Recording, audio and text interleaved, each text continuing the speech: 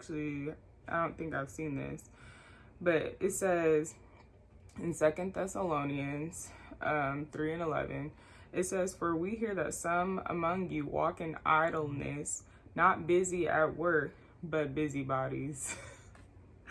So it just shows you that time, like, you know how they say idleness or being idle is like the devil's playground. Like, basically, when you're spending so much time not cultivating, your gifts or whatever, you're basically just like susceptible to be used by the enemy, basically. And also, this can be even at work. So this goes back to like when you have a hobby or a niche, you can find fulfillment in a lot of the things you do, even in work. Well, there's a lot of people who cause so much havoc and trouble even at work because not only are they idle in their own leisure time, they're not cultivating any hobbies or anything like that, but they're even idle at work. Like, they're not work to work at all. They're just being busybodies. It's not benefiting the company. It's not benefiting anyone, really. But I love that. Like, the Bible is so practical. It's not just like spiritual. It's like, stay busy, get your tasks done, do what you have to do, in and out of the home, wherever you are, because being busy is something that can benefit not only you practically, but spiritually as well. So I love this other verse that says 2 Thessalonians 3:6. It says, "Now we command you, brothers, in the same of our Lord Jesus Christ, that you keep away from any brother who is walking in idleness and not in accord with the tradition that you have received from us." It says, "For you yourselves know how you ought to imitate us, because we are not idle when we were with you, nor do we eat anyone's bread without paying for it. But with toil and labor we worked day and night, that we might not be a burden to any of you. It was not because we do not have the right." Sorry, I'm reading a little butchered. "It was not because we do not have the right, but to give you in ourselves an example to imitate." Okay, let's skip down. It says, "If anyone is not willing to work, let him not eat."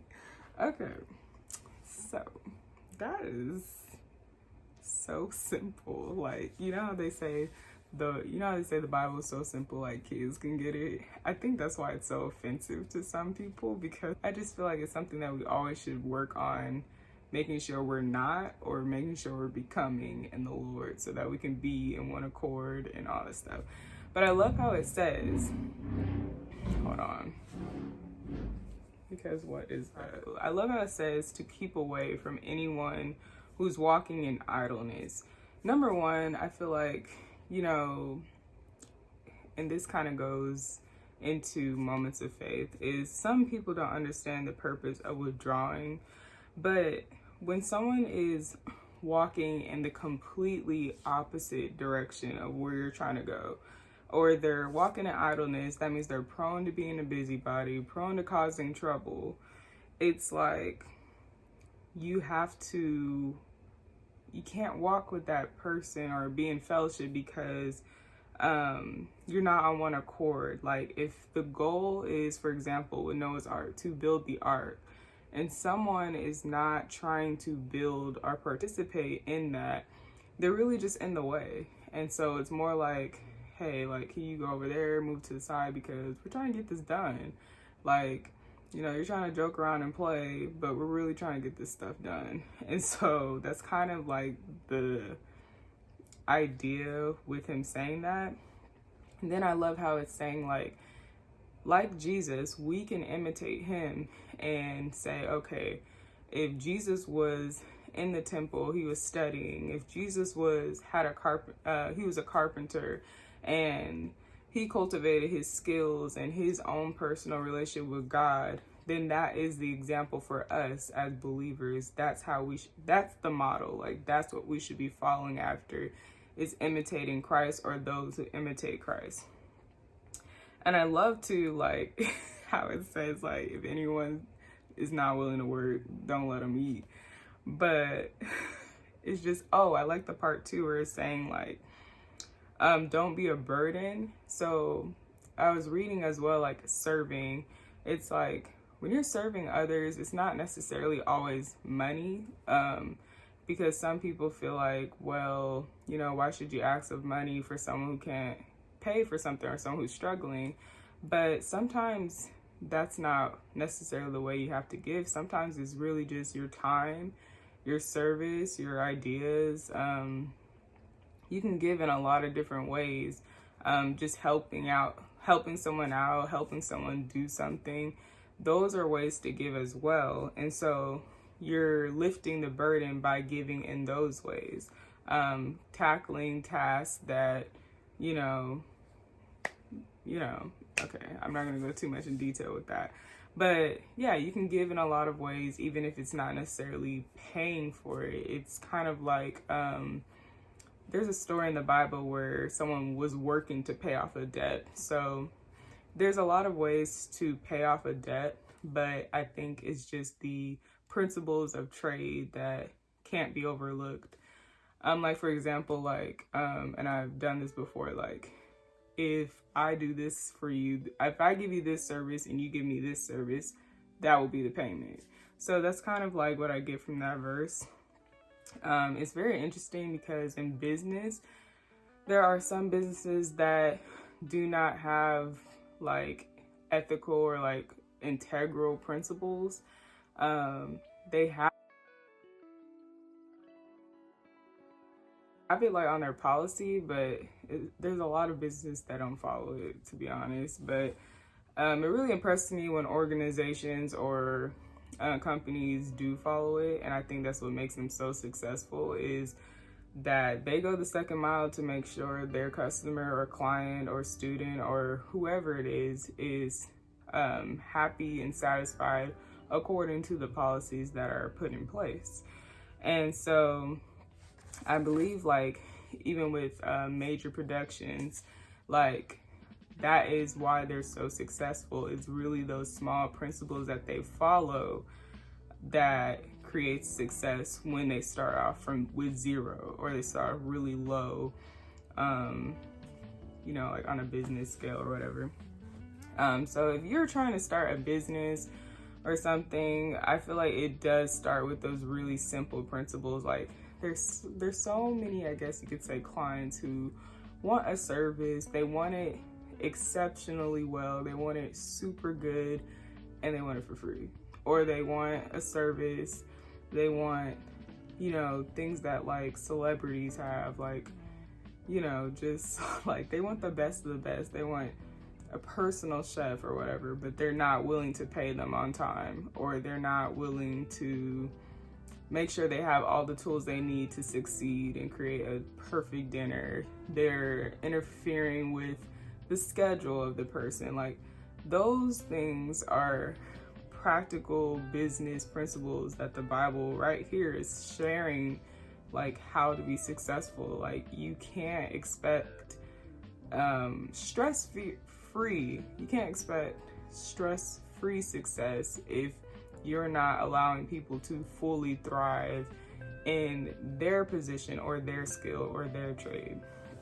And so they were not idle, so they're not a burden, right? So the whole purpose of them not being idle is so they're not a burden. So also, that's not just for those who work under people, but those who work above people. Like, you shouldn't not be like, you know, you have to do your due diligence, like follow up, finish the task, complete whatever it is that needs to be completed, and not just throw all your stuff to the next coworker or throw your stuff to someone else to handle. Like, oh, it's Friday, I'm out of here, and I'm gonna come back Monday and we'll just start from there. Like, it's such an inconvenience to those who are not idle because you chose to be idle. So those type of principles are in the Bible, and it just shows you, like, I feel like, where does a hobby and come into play with this? Well, if you really cultivate your own hobby and you have a passion for something outside of a business, right? You'll take that same mindset or purpose with your own craft to your business. And then you'll also have like that liberty or joy to hey, I want to take a break from this and pull off and then spend time doing this. And so, yeah, like it really does impress me, and it gives so much, like you can really appreciate a company or a business or a client who just appreciates your service or pays on time. Just simple things. Like it's just, there's so much, like, oh my goodness, like right now the mentality and state of society is sad because it's like just using people, like get what you want, do what you want, and you know, like find success in that. And it's just like, I don't know how that's even possible unless you're doing it illegally, because there's no way that's gonna be successful. You're gonna cause more stress for yourself by not allowing people who work for you to fully do what they need to do because you're so controlling or idle and you're a busybody. Instead of worrying about, hey, was the task complete, you're worried about where they went on vacation for. So it's just like stuff like that that the Bible points out about moments of faith and stuff that I'm learning. Yeah.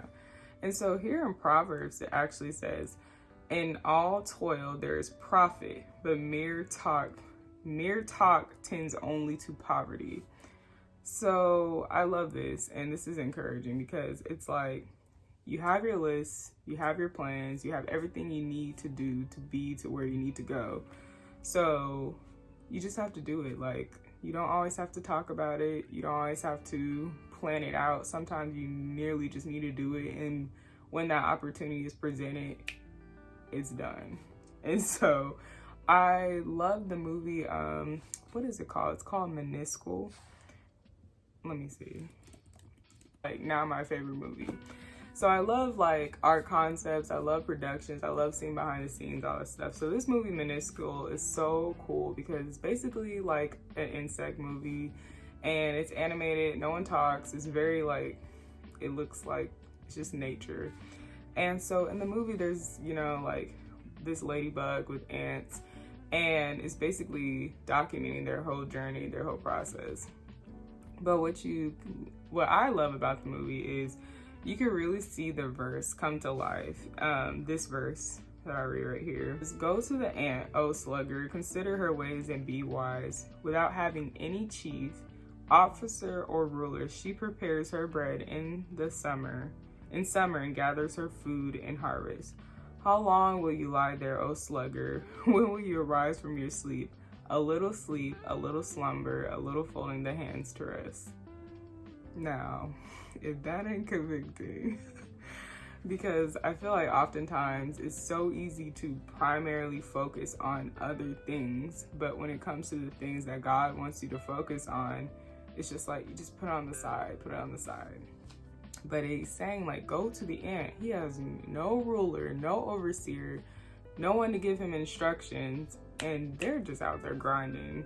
And in Texas, the fire ants bite, so these ants don't play out here, because like, no, like seriously, because in California we had sugar ants and they don't bite, they just crawl around, they don't bite. The ants out here, they bite. And yeah, the fire ant thing, that's crazy, because yeah, okay, that's a whole nother topic. But yeah, like if you go to these ants, like you'll notice like you'll tear down their ant hill, and it'll be like they'll be rebuilding it like the next day or that whole night. They're just like, they're so unstoppable. Like there's nothing that stops them. Like it'll rain, they'll rebuild it, you know, like your lawnmower will run it over, they'll rebuild.